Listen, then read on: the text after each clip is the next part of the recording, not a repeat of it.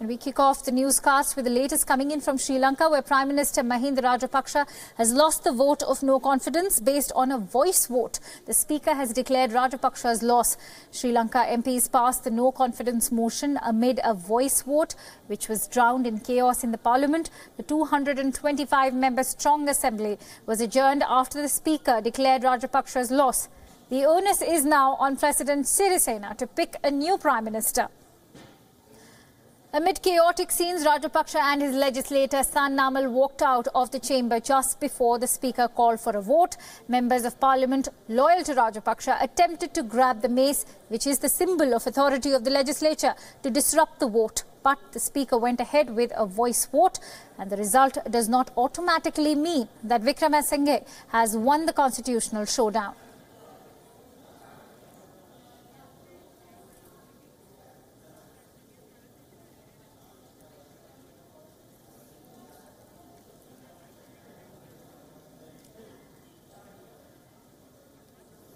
And to add more perspective to the ongoing political crisis in Sri Lanka, I'm joined by a guest who is a former Sri Lankan ambassador and chairman of the Pathfinder Foundation, and that is Mr. Bernard Goonetileke. Sir, a very warm welcome to you here on Wion. Now, my first question to you is, how do you actually read Rajapaksa losing vote of no confidence in the Parliament?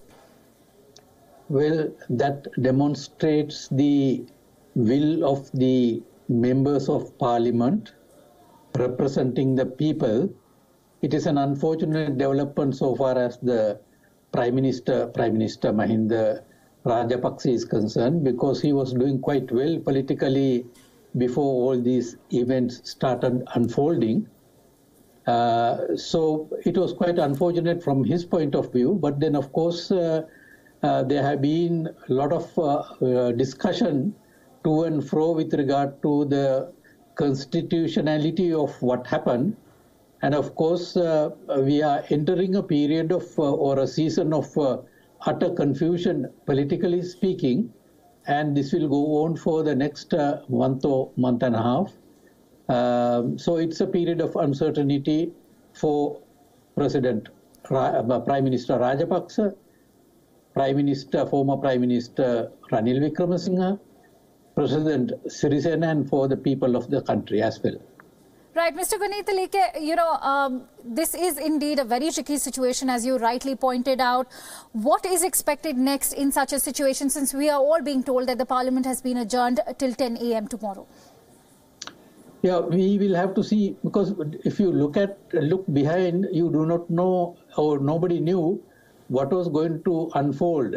That includes the judgment by the Supreme Court, as well as the vote that was taken this morning in the Parliament.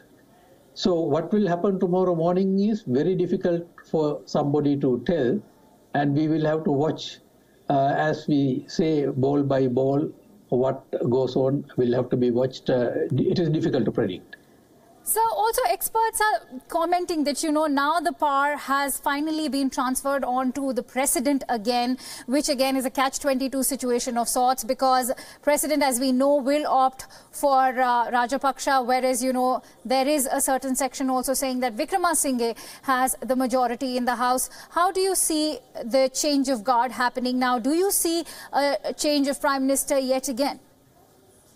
Well, it is, I believe it is the prerogative of the president to decide on that.